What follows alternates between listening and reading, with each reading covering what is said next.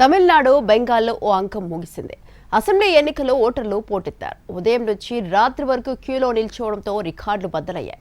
తమిళనాడులో 85.13% ఓటింగ్ నమోదైతే బెంగాల్ మొదటి దశ కోసం ఏకంగా 92% పైగా పోలింగ్ రికార్డైంది. 5 రాష్ట్రాల ఎన్నికల్లో అత్యంత ఆసక్తి నెలకొన్న తమిళనాడులో పోలింగ్ ప్రశాంతంగా జరిగింది. అటు బెంగాల్లోనూ తొలి దశకు తెరపడింది. ఈ 2 రాష్ట్రాల్లోనూ రికార్డు స్థాయిలో ఓటింగ్ శాతం నమోదైంది. తమిళనాడులో ఏకంగా 85% పోలింగ్ దాటడం సంచలనంగా మారింది.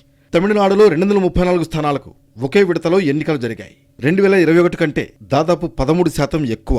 ఉదయం 7 గంటల నుంచే పోలింగ్ కేంద్రాల ముందు ఓటర్లు బారులు తీరారు. తొలి 4 గంటల్లోనే 37% పైగా ఓటర్లు తమ ఓటు హక్కు వినియోగించుకున్నారు. ఈసారి ఎన్నికల్లో మహిళలు, యువత భారీగా ఓటేశారు.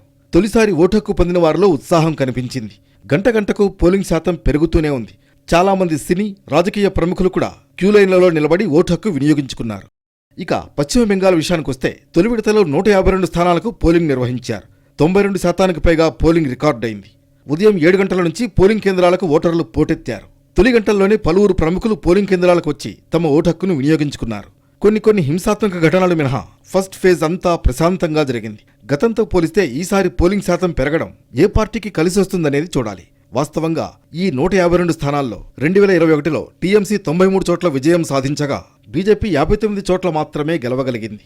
మరోవైపు బెంగాల్లో మొదటి విడత ఎన్నికలు ముగియగానే 2 అగ్రనేతలు ప్రచారం ముమ్మరం చేశారు. ప్రధాని మోడీ హౌరాలో రోడ్ షో నిర్వహించారు. అదే సమయంలో అటు కోల్కతాలో కూడా సీఎం మమతా బెనర్జీ పాదయాత్ర మొదలుపెట్టారు.